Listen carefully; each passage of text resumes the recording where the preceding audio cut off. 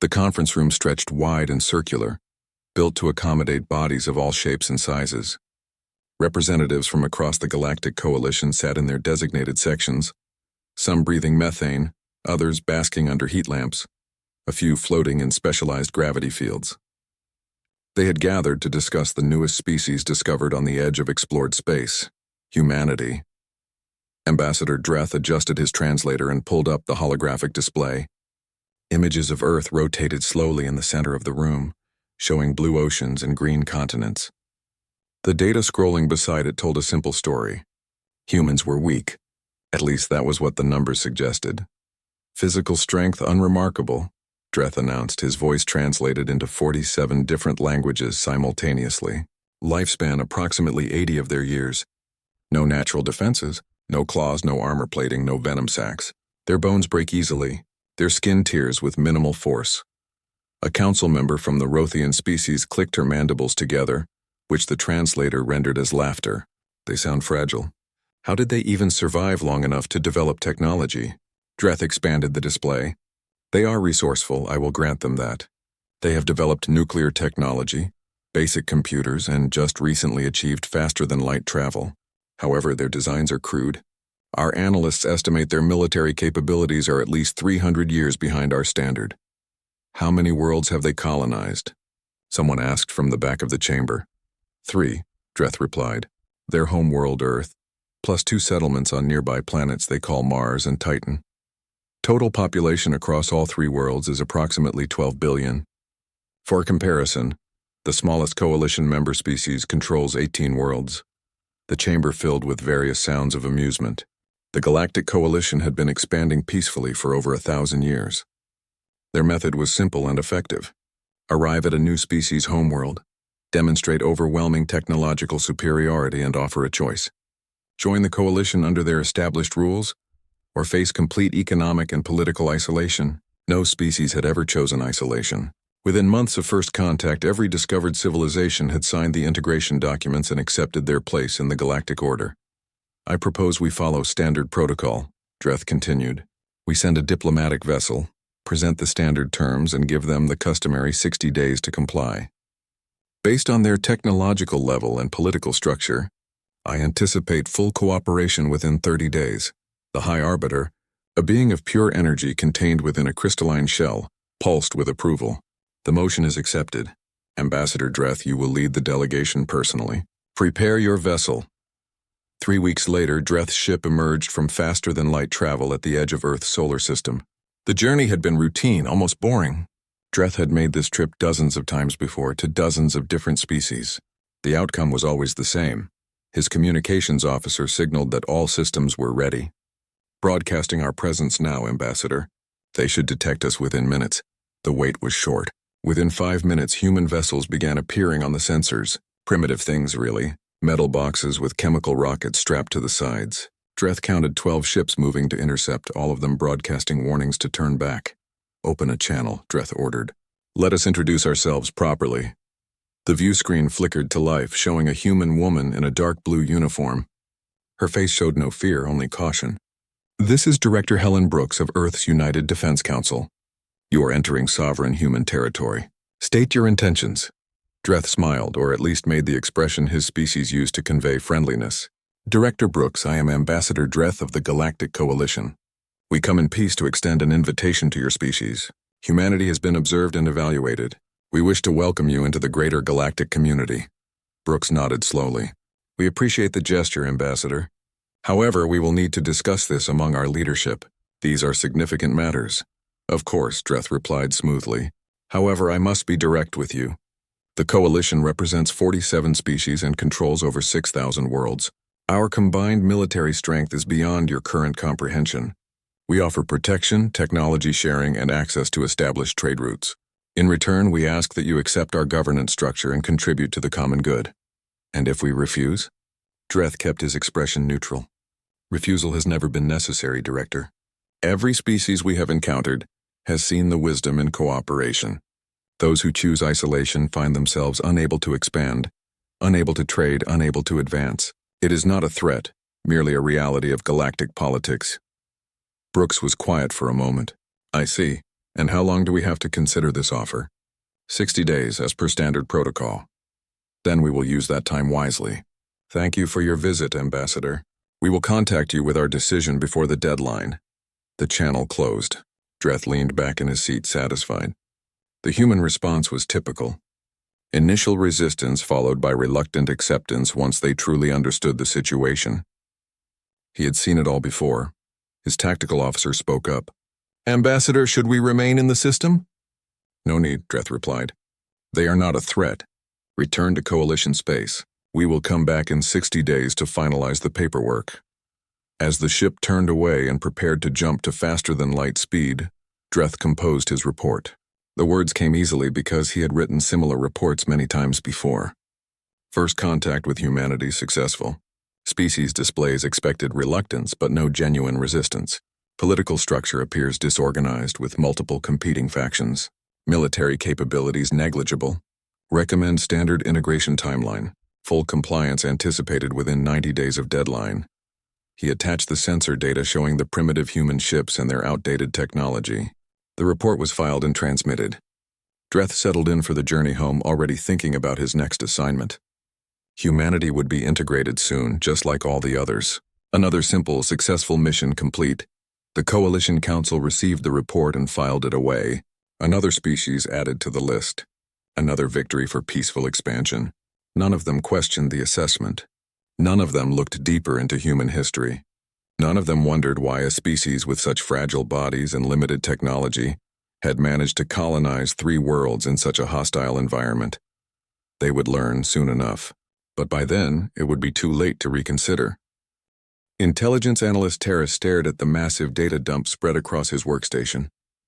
The humans had provided extensive historical records as part of the initial diplomatic exchange, and his job was to review them for potential security concerns. Most species offered sanitized versions of their history, carefully edited to present themselves in the best possible light. Humans, oddly enough, had sent everything. Wars, genocides, disasters, failures, all of it laid bare. The sheer volume was staggering. Terrace had analyzed 43 species before this assignment, and none had produced documentation this extensive. Humans seemed obsessed with recording every detail of their existence, no matter how ugly or embarrassing. He started with the military history files, as per protocol.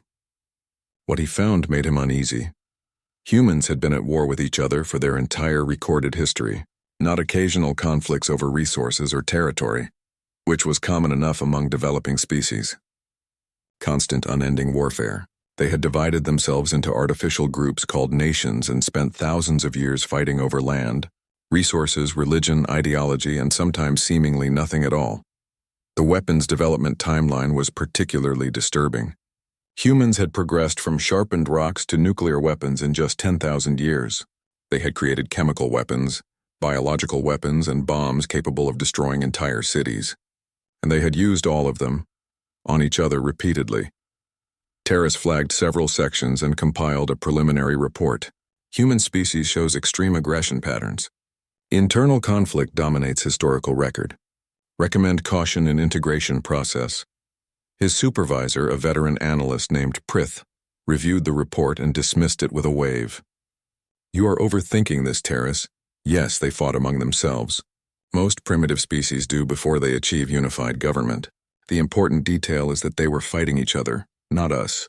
Internally aggressive species are typically easier to control, not harder. Their disunity makes them weak.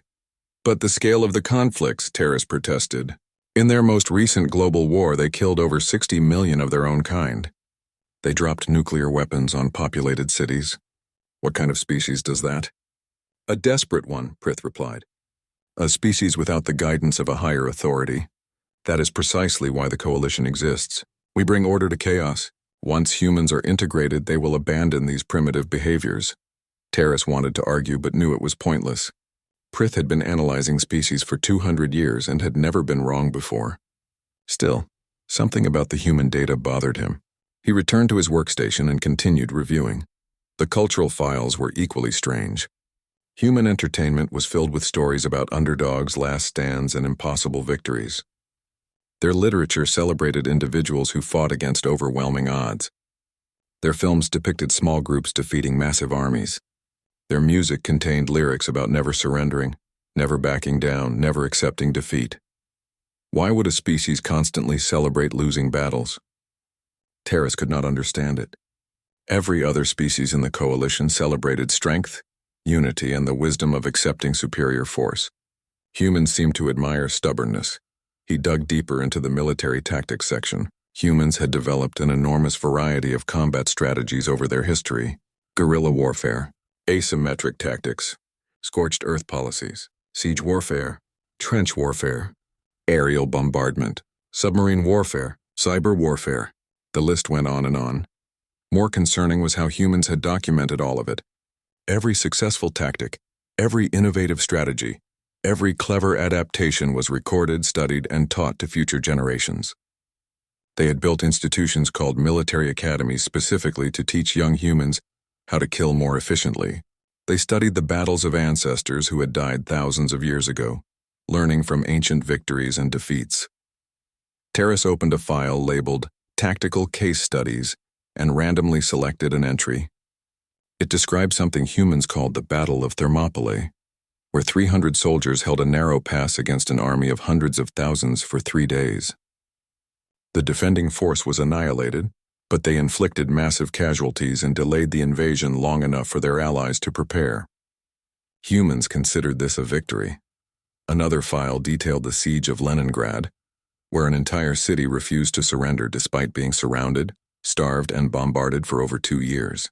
Nearly 1 million civilians died, but the city never fell. Humans called the survivors heroes. A third file covered something called the Vietnam War, where a technologically inferior force used jungle terrain and guerrilla tactics to defeat a vastly superior military power. The tactics included ambushes, booby traps, tunnel networks, and blending with civilian populations. The superior force eventually withdrew after years of mounting casualties. Terrace felt his concern growing. These were not the records of a weak species. These were the records of a species that had spent millennia learning how to fight enemies stronger than themselves. He pulled up the assessment report that Ambassador Dreth had filed. Military capabilities negligible. No significant threat. Standard integration timeline approved. The disconnect was jarring. Dreth had evaluated human military technology and found it lacking. But technology was only part of the equation. Humans might have primitive ships and basic weapons, but they had something far more dangerous. They had experience. Terrace drafted a second report, more detailed this time. He included excerpts from human military history, examples of their tactical innovations, and a statistical analysis of their conflict patterns. He highlighted the fact that humans had never been successfully conquered by an outside force in their recorded history. Every empire that had tried had either been repelled or assimilated into human culture. Prith read the report and shook his head. "You are letting the data mislead you. Yes, humans have an interesting history, but history is not destiny. They fought each other with primitive weapons on a single planet. We are offering them a place in a galactic civilization. The scale is completely different. But what if they refuse?" Terrace asked. "They will not refuse. No species has ever refused. The economic and technological benefits are too significant to ignore. And if they do?" Prith paused, considering the hypothetical. "Then we isolate them and wait. Eventually they will see reason. If isolation fails, we send a demonstration force. A few ships in orbit, a show of power, and they will comply. This is established protocol, Terrace. It has worked for 1,000 years across 47 species." Terrace nodded, but remained unconvinced. He saved his reports to the permanent record, even though he knew they would be ignored. Perhaps future analysts would find them useful. The 60-day deadline approached. Coalition leadership prepared standard integration documents. Fleet Admiral Oryx was notified to have ships ready for a possible demonstration, though no one expected it would be necessary. Everything proceeded according to routine. On the 60th day, Director Helen Brooks transmitted Earth's response. The message was brief and formal.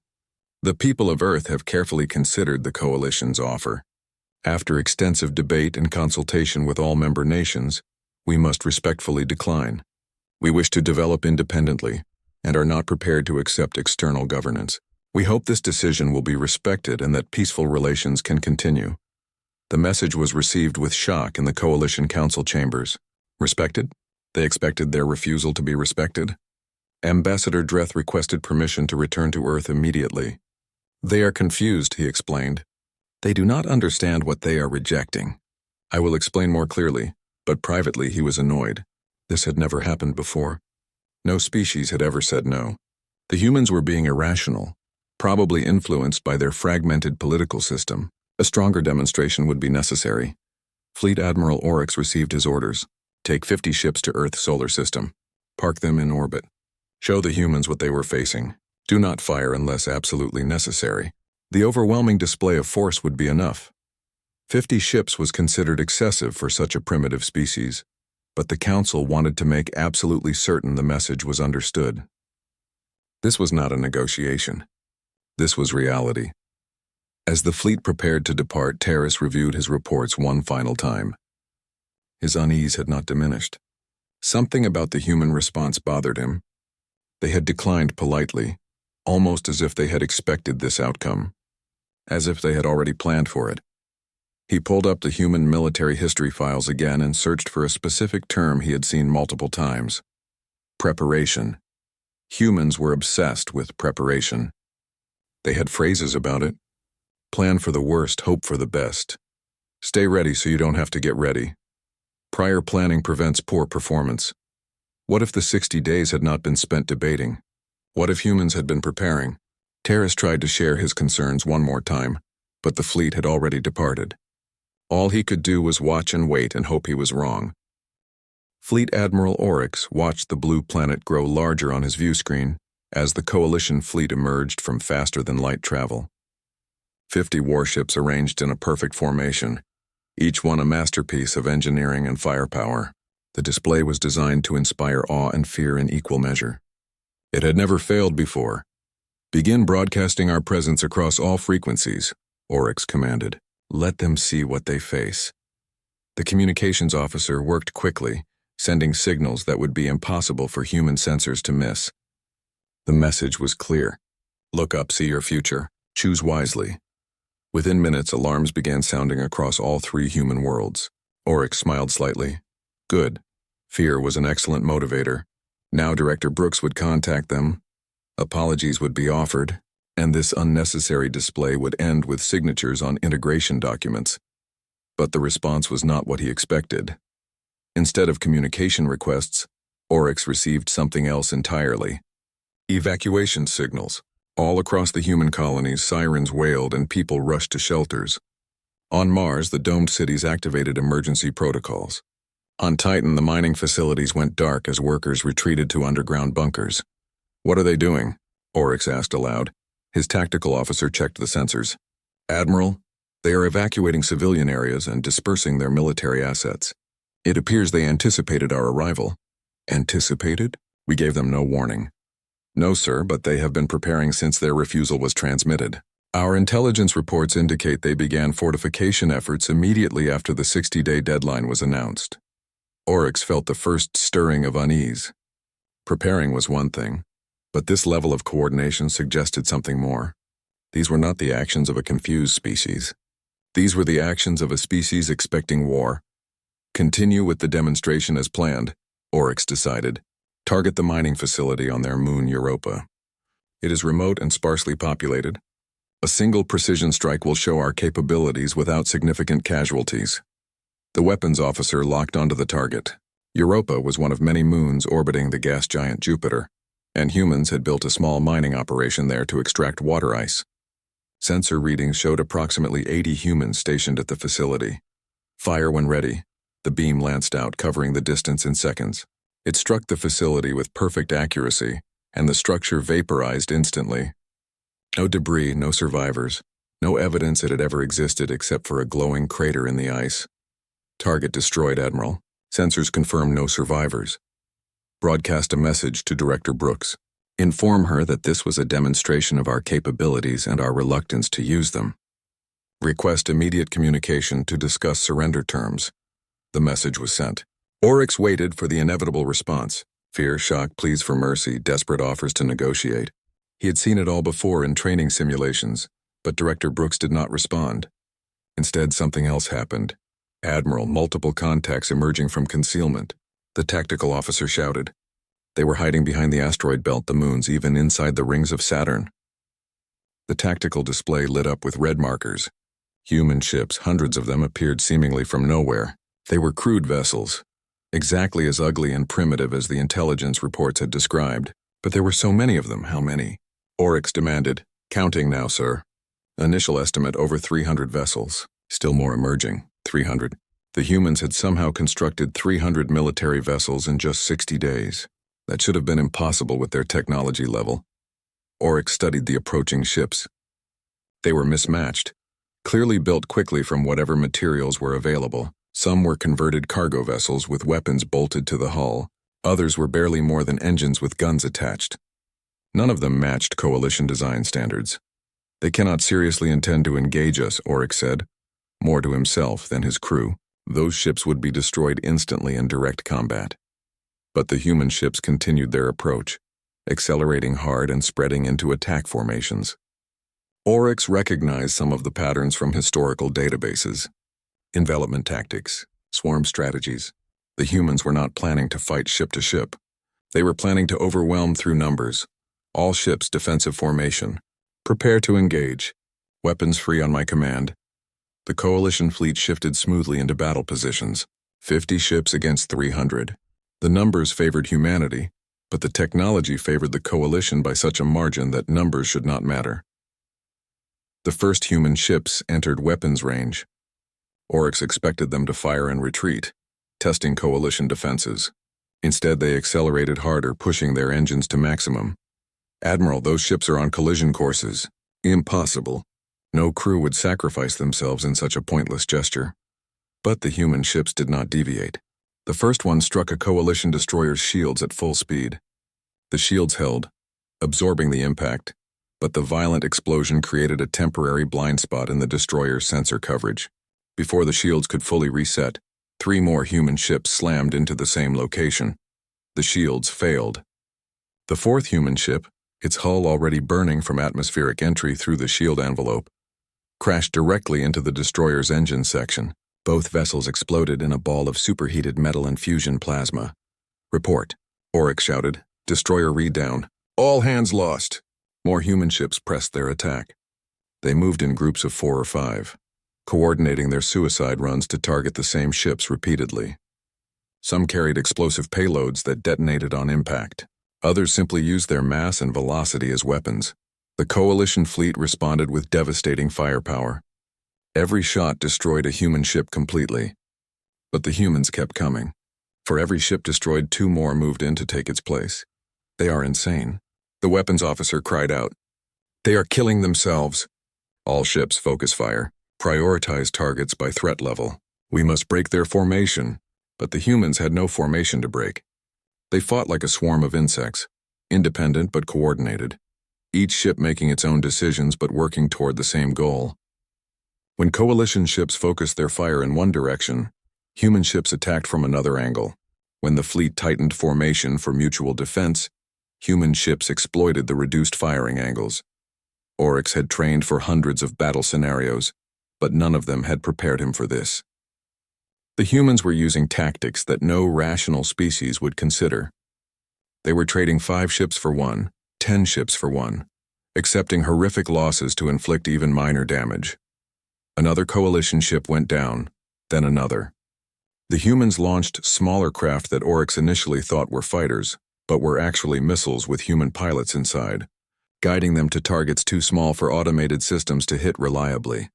Admiral, we are losing ships faster than projected. Recommend withdrawal to regroup. Oryx wanted to refuse. The Coalition did not retreat from primitive species, but the tactical situation was degrading rapidly. Half his fleet was damaged or destroyed, and the humans showed no signs of stopping. More ships continued emerging from hiding spots across the solar system. All ships, execute tactical withdrawal. Jump to Rally Point Delta. The surviving Coalition vessels turned and began the process of entering faster than light travel. The humans pursued, continuing their attacks until the very last moment. 3 more Coalition ships were destroyed during the withdrawal sequence. When the jump was complete and the fleet regrouped in deep space, Oryx counted his losses. 23 ships destroyed, 12 more heavily damaged, against an enemy that should not have been able to scratch their paint. He reviewed the battle recordings, trying to understand what had happened. The human tactics were brutal and wasteful, but they were also effective. Every attack had a purpose. Every sacrifice bought an advantage. The humans had not been fighting to win in the traditional sense. They had been fighting to hurt the coalition as badly as possible, regardless of their own losses. Oryx drafted his report with shaking hands. Encountered unexpected resistance from human forces. Species displays willingness to accept catastrophic casualties to achieve tactical objectives. Current fleet strength insufficient for pacification. Request reinforcements. The report was transmitted and received with disbelief at Coalition headquarters. 23 ships lost. To humans, it was unprecedented. It was impossible, but it had happened. Director Helen Brooks addressed the surviving human crews from a bunker deep beneath Earth's surface. They came to intimidate us. They destroyed Europa Base and killed 80 of our people thinking we would surrender. Instead, you showed them what humanity does when cornered. You made them bleed. You made them retreat. Yes, we lost many ships and many brave volunteers, but we proved something important. We can hurt them, and if we can hurt them, we can beat them. The war had begun in earnest, and the galaxy was about to learn that humanity had not reached the stars through kindness and cooperation. They had clawed their way up from the bottom through sheer stubborn refusal to accept defeat. 3 months had passed since the first battle, and analyst Terrace barely recognized the intelligence reports crossing his desk anymore. Everything had changed. The Coalition had committed 200 warships to the human conflict, more military force than had been deployed in the last century combined. It should have been overwhelming.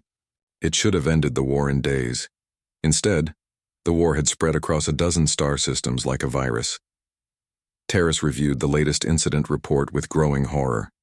A human cargo vessel, damaged and leaking atmosphere, had been intercepted by Coalition forces near the mining colony on asteroid Ceres. Standard procedure called for the crew to surrender and be taken as prisoners. The human crew had instead accelerated toward the Coalition supply depot orbiting the asteroid, crashed their dying ship directly into the fuel storage tanks, and destroyed 3 months' worth of supplies in a single fireball. The crew of 8 had died instantly. The Coalition garrison of 200 now faced severe shortages, and across human communication channels the dead crew were being called heroes. This pattern repeated itself constantly. Humans refused to surrender. When cornered, they fought with whatever they had. When defeated, they destroyed their own facilities rather than let them fall into Coalition hands. When captured, they provided false information or simply refused to speak. A knock at his workstation drew Terrace from his thoughts. Prith stood there, looking older than Terrace had ever seen him. The veteran analyst who had dismissed every warning now carried reports of his own. "You were right," Prith said quietly. "About the humans. About everything." Terrace gestured for him to sit. "What happened?"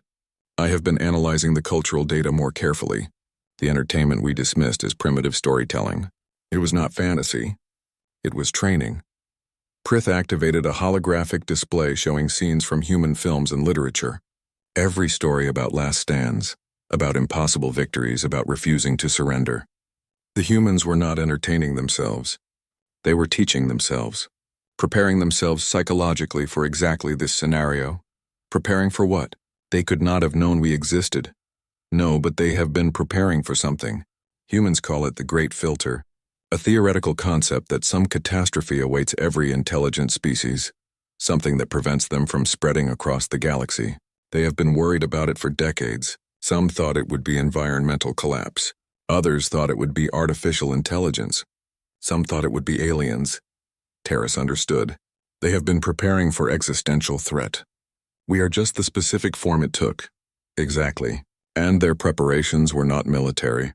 They were psychological. They taught themselves that some things are worth dying for.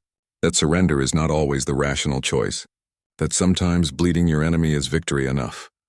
More reports arrived on Terrace's screen. A human mining crew had converted their drilling equipment into improvised weapons and held off a Coalition boarding party for 6 hours before being killed. A human colony had evacuated its children to hidden bunkers, then collapsed the main settlement on top of themselves and the advancing Coalition troops. A human pilot with a damaged fighter had ejected her escape pod directly at a Coalition cruiser, turning herself into a projectile. "They are not fighting like soldiers," Terrace said. They are fighting like every single human is a soldier. Because to them everyone is, Prith replied. Their history shows this pattern. When their nations faced extinction, they mobilized entire populations. Farmers became fighters. Factory workers built weapons. Children ran supplies. No one was exempt. A priority message flagged on the system. Terrace opened it and felt his blood chill. The report came from coalition forces attempting to capture a human outpost on one of Jupiter's smaller moons. The base had appeared abandoned, its defenders evacuated. Coalition troops had entered to secure the facility. The entire base was trapped.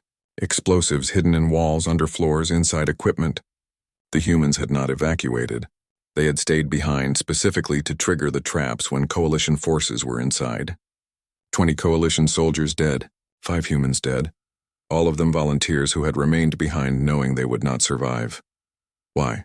Terrace asked, not expecting an answer. Why would they volunteer to die like this? Prith brought up more historical files. Because they have done it before. In their Second World War, resistance fighters in occupied territories stayed behind to sabotage their enemies. In countless other conflicts, soldiers volunteered for suicide missions when the cause was deemed important enough. It is incomprehensible to us, but to them it is noble. The war continued to escalate. Human tactics evolved faster than coalition forces could adapt.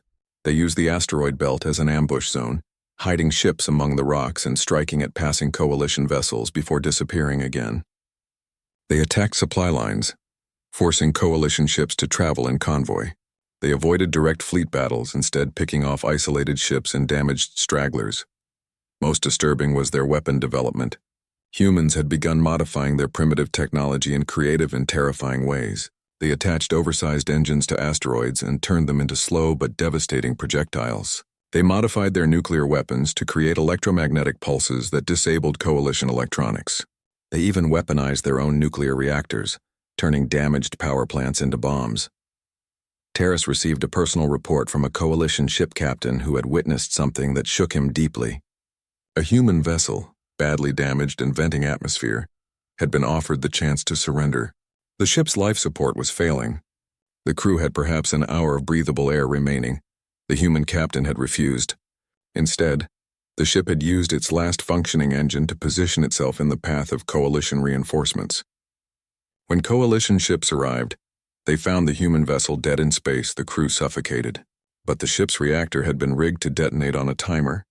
The explosion had destroyed 2 coalition vessels and damaged 3 others. The humans had died hours before the coalition ships arrived. They had suffocated in the dark, knowing they would never see the results of their sacrifice, and they had done it anyway. Fleet Admiral Oryx requested an emergency council session. He appeared via hologram broadcasting from his flagship. His appearance shocked Terrace. The confident, dismissive officer from 3 months ago was gone. In his place was someone who looked haunted. The humans cannot win this war, Oryx stated flatly. They lack the resources, the technology, and the numbers. But they can make victory so costly that it becomes meaningless. Every system we take requires permanent garrison forces. Every facility we capture must be completely rebuilt, because they destroy everything before retreating. Every victory costs us ships and personnel we cannot easily replace. Ambassador Dreth, attending remotely from a safer location, spoke up. Surely they must be suffering similar attrition. Their losses far exceed ours. They are, Oryx confirmed. But they do not care. We fight to minimize casualties. They fight to maximize ours regardless of their own. The mathematics of attrition favor the side willing to accept greater losses, especially when that side is defending their home territory. Then we increase our commitment, someone suggested. Send 1,000 ships. End this quickly. With what crews? Oryx shot back. Volunteers for deployment against humans have dropped to nearly 0. Our species joined the Coalition for Protection and Prosperity, not to fight a species that sees death as an acceptable tactical option. And even if we could crew 1,000 ships, the humans have shown they can destroy vessels far beyond their technological capability. The cost would be catastrophic. The council chamber fell silent. For the first time in Coalition history, they faced an enemy that their standard protocols could not handle.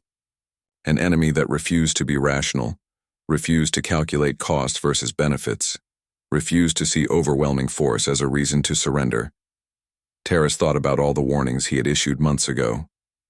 The cultural analysis showing human stubbornness, the historical examples of last stands and desperate resistance, the psychological preparation embedded in their entertainment. All of it had been dismissed as irrelevant data from a primitive species. The coalition had assumed that technology determined outcomes, that superior firepower guaranteed victory, that rational beings would always choose survival over pride. They had been wrong about all of it. Director Brooks broadcast another message to her people, transmitted across all human channels where coalition intelligence would certainly intercept it.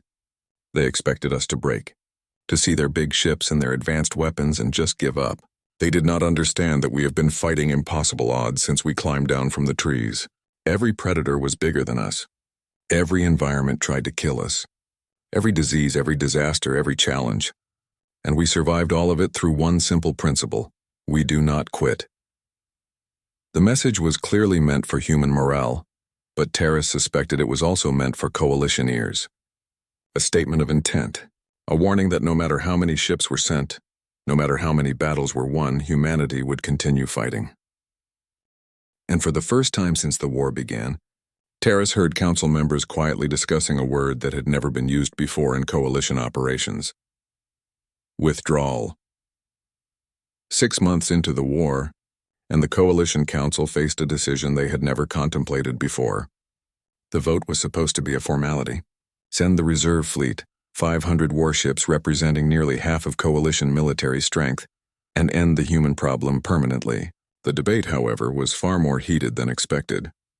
We have already lost over 300 vessels, one council member argued. 300 ships, thousands of crew, countless resources. Against a species that still uses chemical rockets and kinetic weapons, if we commit the reserve fleet and suffer similar losses, we leave our entire civilization vulnerable. Vulnerable to what? Another countered. The humans are the only species showing aggression. Every other member of the coalition remains peaceful. We cannot allow this precedent to stand. If humans can refuse integration through violence, others may try the same. Fleet Admiral Oryx attended in person this time, his uniform showing the wear of extended deployment. I need to be clear about what we face. The humans are not winning in any conventional sense. They have lost more ships, more territory, and more people than we have. But they have achieved something more important. They have made us afraid. The chamber erupted in protest, but Oryx continued speaking over the noise. Not afraid of losing, afraid of the cost of winning. Every human we kill becomes a martyr. Every battle we win costs ships we cannot replace quickly. They have weaponized their own weakness, turned their desperation into a strategy. And it is working. Ambassador Dreth, who had started this entire situation with his confident assessment of human weakness, spoke quietly. If we withdraw now, we admit failure. The coalition has never failed. Our reputation as the dominant galactic power is based on our perceived invincibility. If we cannot subdue one primitive species, what does that say about us? It says we are wise enough to recognize an unwinnable situation, Oryx replied. This is not a war we can lose militarily, but it is a war we can lose economically, politically, and morally. The humans have already won the propaganda battle. Half the coalition species now question whether this war was necessary. The vote was called. The reserve fleet deployment passed by a narrow margin. 500 ships, each one a marvel of coalition engineering, began preparing for departure. The plan was simple and brutal. Strike every human world simultaneously. Destroy their military completely. Occupy their planets. Force absolute surrender. Terrace watched the fleet assemble with a sense of dread. He had been promoted to senior intelligence analyst, not because he had performed well, but because so many others had resigned rather than continue working on the human conflict. His latest report sat unread on council members' desks. No one wanted to hear his warnings anymore. He had tried to explain what he had found in human cultural analysis. They had phrases for this exact situation. Backs against the wall. Nothing left to lose. Cornered. Animal. All of them describing the moment when restraint ended and pure desperation began. The coalition was about to push humanity to that point. The fleet departed in the largest military operation in coalition history. 500 warships organized into 25 battle groups, each one capable of sterilizing a planet. The journey took 2 weeks. During that time, human activity in contested systems suddenly ceased. Ships withdrew. Outpost went silent. Planets stopped transmitting. They are evacuating, the tactical analysis suggested, retreating to their home system for a final defense. But Terrace suspected something different. He pulled up every historical file on human military strategy and found a pattern. Humans called it defense in depth. Retreat, regroup, prepare. Draw the enemy forward into a killing ground. The Coalition fleet entered the Sol system in perfect formation. Earth, Mars, and Titan all showed signs of heavy fortification. Orbital platforms, minefields, defensive satellites. Everything the humans had left was concentrated here. Fleet Admiral Oryx commanded from the flagship Eternal Peace, a cruiser designed to coordinate large-scale operations. All battle groups assume attack positions.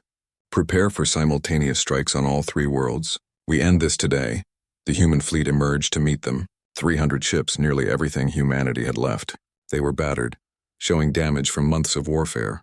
Many were clearly held together by improvised repairs. Against 500 fresh Coalition vessels, they had no chance. But the humans did not seem to realize that. Or perhaps they did and simply did not care. Admiral Patricia Cole commanded the human defense from a converted cargo ship that now served as the fleet flagship. Her message was transmitted in the clear, meant for both her forces and the Coalition fleet. We tried peace. We tried negotiation. You came to our home and demanded we surrender our freedom. You killed our people to prove your power. Now you bring everything you have, thinking it will finally be enough. Let me tell you what humans have learned over 10,000 years of warfare. It is never enough. The battle began. Human ships charged forward in what appeared to be a suicidal assault. Coalition vessels opened fire, destroying dozens of human ships in the opening minutes. But the humans had learned during months of warfare. They used the debris from destroyed ships as cover, advancing through clouds of shattered metal and frozen atmosphere. They launched smaller craft that Coalition sensors classified as escape pods but were actually bombs with human pilots, guiding them to specific targets. And then the humans unveiled their secret. Every human vessel had been retrofitted with experimental, faster-than-light drives modified far beyond safe parameters. The drives could not sustain travel, could barely make a single jump, but they could do one thing that Coalition technology could not. They could make instantaneous micro-jumps within a star system. Human ships began disappearing and reappearing at random. One moment, a human frigate would be 1,000 kilometers away. The next, it would be right on top of a Coalition cruiser, firing at point-blank range before jumping away. Coalition targeting systems, designed for predictable physics, could not track targets that violated the normal rules of space-time. The battle descended into chaos. Human ships appeared, struck and vanished before Coalition forces could respond. Some ships overloaded their drives and exploded, destroying themselves and any Coalition vessel nearby. Others made suicide jumps directly into Coalition ships, turning their vessels into faster-than-light projectiles. Oryx watched his carefully planned assault dissolve into a nightmare. All ships defensive formation. Focus on protecting the capital ships. But the humans had expected that response. Smaller human vessels began targeting Coalition support ships, destroyers that provided point defense, frigates that served as communications relays, supply vessels that carried ammunition and fuel. Every element of the Coalition battle groups that kept the larger ships functioning became a target. And then the orbital platforms around Earth opened fire. What Coalition intelligence had identified as defensive satellites were actually something far more dangerous. Humans had weaponized their experimental particle accelerators, turning scientific instruments into weapons that could punch through Coalition shields. The beams were not particularly powerful by military standards, but there were hundreds of them, and they could target with precision that human ships lacked. A Coalition battleship, the Harmonic Dawn, took concentrated fire from 30 different platforms. Its shields collapsed under sustained bombardment, and human ships immediately swarmed it, attaching explosive charges to the hull. The battleship broke apart in a series of explosions that sent debris cascading into nearby Coalition vessels. "Admiral, we are losing ships too fast," Oryx's tactical officer reported. "Recommend withdrawal and regrouping." Denied. "We commit everything now. If we withdraw, we will not get another chance." The order was given to advance regardless of cost. Coalition ships pushed forward, taking horrific casualties but inflicting even worse losses on the defenders. Human ships died by the dozens, The orbital platforms were systematically destroyed. The defensive minefields were cleared, but the humans kept fighting. Damaged ships with dead crews continued to operate on automated systems, their final orders to ram any coalition vessel they could reach. Space stations that lost life support ejected their human occupants toward coalition ships, turning frozen corpses into weapons that could damage sensors and communications arrays. On Mars, human ground forces prepared for what they knew was coming. When coalition troops landed, they found the domed cities rigged with explosives. Humans fought from building to building, from room to room, making the coalition pay for every meter of ground. When positions became untenable, humans collapsed entire sections of the domes, killing themselves and any coalition troops nearby in the sudden decompression. On Titan, the mining facilities had been converted into fortresses. Human miners who had spent years learning to work in hostile environments used their knowledge of the terrain to create death traps. Coalition forces advanced into tunnels that collapsed behind them, cutting off retreat. They encountered explosive charges disguised as mining equipment. They fought battles in near-zero visibility as humans released frozen methane vapor to blind sensors. The Battle of Mars lasted 3 days. When it ended, the coalition controlled a lifeless planet. Every human on Mars had died fighting. Not a single prisoner was taken. Not because the coalition refused to take them, but because no human surrendered. The Battle of Titan lasted a week. The final human position was a deep mine shaft where 200 humans held off 10,000 coalition troops. When the position was finally overrun, coalition forces found the defenders dead from self-inflicted wounds rather than capture. And Earth, humanity's homeworld, became a vision of apocalypse. The planet's surface was scarred by weapons fire. The atmosphere filled with smoke from burning cities. The oceans were choked with debris from destroyed orbital platforms. But still, humans fought. Fleet Admiral Oryx looked at his casualty reports and felt something break inside him. 300 coalition ships destroyed. 200 more damaged beyond immediate repair. 50,000 crew dead or wounded, and the humans, though nearly extinct, had not surrendered. Director Helen Brooks transmitted one final message from a bunker deep beneath Earth's surface. "You have won. You have destroyed our fleet, our cities, our worlds. You have killed millions of us. And for what? We will never accept your rule. Every human who survives will teach their children to resist. Every generation will remember what you did here. You cannot occupy a species that refuses to be occupied. You cannot rule people who would rather die. So go ahead, Admiral Oryx, send your troops. Dig us out of every bunker and cave. Kill every last human. Because that is what it will take. And when you are done, when you finally stand on the ashes of humanity, ask yourself if it was worth the cost." The transmission ended. Oryx stared at his fleet status display, at the staggering losses, and knew that Brooks was right. The coalition had won the battle, but they had lost something more important. They had lost the will to continue. The order to withdraw was given. Coalition forces pulled back from Earth, from Mars, from Titan. They left behind garrisons to monitor the situation, but everyone knew it was over. The war had ended not with surrender, but with exhaustion. Humanity had survived, barely, but they had survived. 1 year after the first coalition ship appeared in Earth's solar system, Ambassador Dreth returned.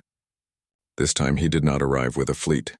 He came alone in a small diplomatic vessel, and he sent a request for permission to land rather than a demand. The request was granted.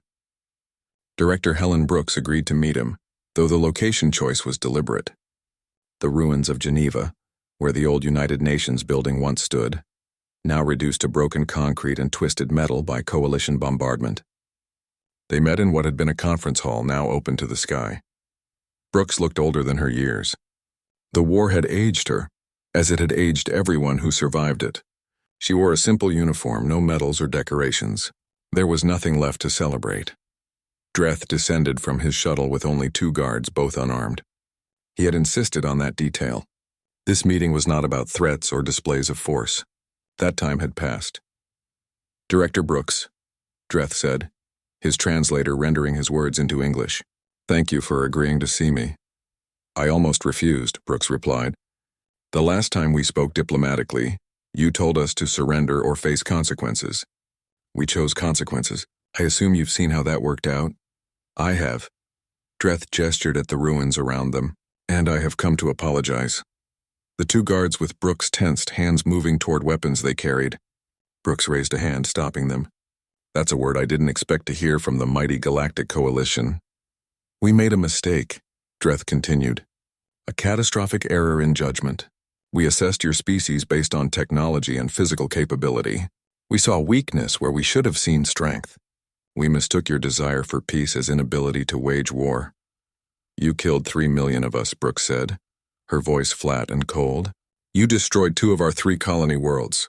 You reduced Earth's population by 40%. And now you apologize? I understand that words are insufficient. Nothing can undo what was done. But I need you to understand something. The Coalition has existed for over 1,000 years. In that time, we have integrated 47 species. Every single one accepted our terms peacefully. We have not fought a war in 3 centuries. We had forgotten what war actually means. You were bullies who never faced anyone willing to fight back, Brooks said. That's what you mean. Dreth accepted the accusation with a nod. Yes, precisely that. We offered protection and advancement in exchange for compliance. Every species we encountered saw the logic in accepting. But logic only works when both sides value the same things. We value survival and prosperity. You value something else. Freedom, Brooks said simply. Self-determination. The right to make our own mistakes and chart our own path. Those aren't abstract concepts to us. They're worth dying for. You couldn't understand that because your species never had to fight for them. A cold wind blew through the ruined hall, carrying dust and ash. Dreth pulled his environmental suit tighter. We understand now. At great cost, but we understand. The Coalition Council has voted to offer humanity full membership with complete autonomy. No oversight, no imposed governance, no requirements beyond mutual defense and open trade. You would have a council seat with equal voting power to any other member species. Brooks laughed, but there was no humor in it. You're offering us what we asked for a year ago. Before the war? Before millions died? Yes. And what makes you think we'll accept now? Because the alternative is worse, Dreth said quietly. You won this war, Director Brooks. Perhaps not in the traditional sense, but you won. You proved that the Coalition cannot force compliance from a species willing to pay any price for freedom. But you also cannot survive another war like this. Your population is devastated. Your infrastructure is in ruins. You need time to rebuild, and you need allies to prevent this from happening again. Brooks was quiet for a long moment. What happened to Fleet Admiral Oryx? He resigned his commission. The psychological damage from the campaign was too severe. He now lives in isolation on his homeworld, refusing all communication. Good. He should suffer. You all should suffer. We are, Dreth said. The Coalition lost over 600 ships. More than 30,000 crew members died. But worse than that, we lost something intangible. We lost our certainty. Every member species now questions whether the Coalition's power is as absolute as we claimed. Some are requesting greater autonomy. Some are considering withdrawal. The institution we built over a millennium is fracturing because of what happened here. Then you got what you deserved. Perhaps, but the galaxy is larger than just the Coalition and humanity. There are other species out there, ones we have not contacted yet. Some may be hostile, some may be expansionist. The Coalition was built on the principle that cooperation provides strength. That principle is still true, even if our methods were wrong. Brooks walked to the edge of the ruined hall, looking out over the shattered city. I need to discuss this with what's left of our government. But I'll tell you right now, many humans would rather die than join the Coalition after what you did. I understand. But consider this. Your species has something unique. You have experience in warfare that no Coalition species possesses. You understand tactics, strategy, and the psychology of conflict in ways we never learned. If you join us, you do not become our subjects. You become our teachers. You show us how to defend against threats we cannot even imagine yet. You want us to teach you how to be better killers? No. We want you to teach us how to survive against opponents who think like you do. Because if humanity, a single species with primitive technology, could bring the Coalition to its knees, imagine what a truly hostile advanced civilization could do. We need your knowledge, and whether you admit it or not, you need our resources. Director Brooks turned back to face him. I'll present your offer to the Council, but I'm adding conditions. First, every Coalition ship leaves our solar system immediately. Second, you pay reparations for the damage you caused. Third, you publicly admit that this war was a mistake. and that the Coalition committed crimes against humanity. Fourth, any human who wants to leave Coalition space and settle independently has the right to do so, with ships and supplies provided by you. And fifth, the Coalition never interferes with human internal affairs. Ever. Under any circumstances. Dreth considered the terms. They were harsh but fair. I will present these to the Council. I believe they will be accepted. Then we have nothing more to discuss until you return with their answer. Dreth bowed, a gesture of respect from his species. Before I leave, I want you to know something. Analyst Terrace, who originally reviewed your species' cultural data, warned us this would happen. He saw patterns in your history and your entertainment that suggested you were far more dangerous than we assessed. We dismissed his concerns. He has been promoted to lead the new Human Affairs Division. If you agree to join the Coalition, he will be your primary contact. The one person who understood us gets rewarded. That's something, I suppose. He understood that your entertainment was not fantasy. It was training. Every story about last stands and desperate victories was teaching your species to value courage over survival. We missed that completely. Brooks smiled slightly. You know what the funny thing is? We told those stories to inspire ourselves to be better. We never actually expected to need them. We thought we had moved past the age of desperate last stands and suicidal charges. We thought we were civilized. You are civilized. That is why you fight so hard. Because you know what you would lose if you surrendered. 3 weeks later, Dreth returned with the Coalition Council's response. They accepted every condition. The public apology was broadcast across all Coalition space, admitting that the war against humanity was unjust, and that the Coalition bore full responsibility for the deaths and destruction. Reparations were pledged, though everyone knew it would take decades to pay. The Human Council debated for another month. The vote was closer than expected. Many wanted nothing to do with the Coalition, ever. But pragmatism won in the end. Humanity needed time to rebuild, and they needed protection while they did so. The treaty was signed in the same ruined hall where Brooks and Dreth had first met. Both sides acknowledged that trust would take generations to rebuild. But they also acknowledged that the alternative, continued isolation and potential future conflict, served neither species. Analyst Terrace took his new position seriously. His first report to the Coalition Council included a comprehensive analysis of human culture and psychology, required reading for all Coalition officials. The report's conclusion was simple and direct. Humans are not violent because they are primitive. They are capable of violence because they understand what is worth protecting. They do not glorify war. They glorify the willingness to sacrifice for something greater than themselves. Every species in the Coalition should learn this lesson. Peace is not the absence of the capacity for violence. Peace is the choice not to use that capacity. Humans make that choice every day. We should respect them for it. 5 years after the war, human engineers worked alongside Coalition scientists, sharing knowledge freely. 10 years after the war, human tactics were taught at Coalition military academies. 20 years after the war, when the Coalition encountered a genuinely hostile species for the first time, human advisors helped develop the strategy that ended the conflict with minimal casualties on both sides. Admiral Patricia Cole, who had commanded Earth's defense during the darkest days of the war, eventually met with the Rothian council member who had laughed at humanity's perceived weakness during that first diplomatic briefing. The Rothian apologized personally. Cole's response was measured. You laughed because we seemed fragile. You weren't wrong. We are fragile. But fragile things learn to be tough or they don't survive. We're still here because we learned that lesson 10,000 years ago and never forgot it. Humanity's place in the galaxy was secured not through submission or conquest, but through something the Coalition had never encountered before. Respect earned through resistance. The other species learned that humans were not warriors because they loved violence. They were warriors because they loved peace enough to fight for it. And perhaps most importantly, the galaxy learned what Fleet Admiral Oryx had tried to warn his superiors about during the war.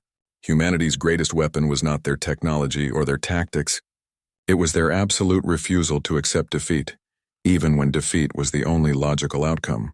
Director Helen Brooks, in her final address before retiring, summed up the human experience with the Coalition in words that would be remembered for generations.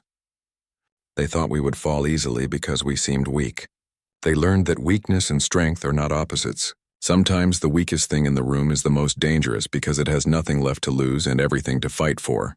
We didn't win because we were strong. We won because we refused to lose. And that refusal, that stubborn, stupid, human refusal to quit, will carry us to the stars and beyond. They thought we would fall. They were wrong, and the galaxy is better for it. The war that should never have happened became a turning point in galactic history. The Coalition learned humility. Humanity learned they were not alone in the universe. And both sides learned that true strength comes not from the ability to dominate, but from the wisdom to know when not to fight, and the courage to fight when necessary.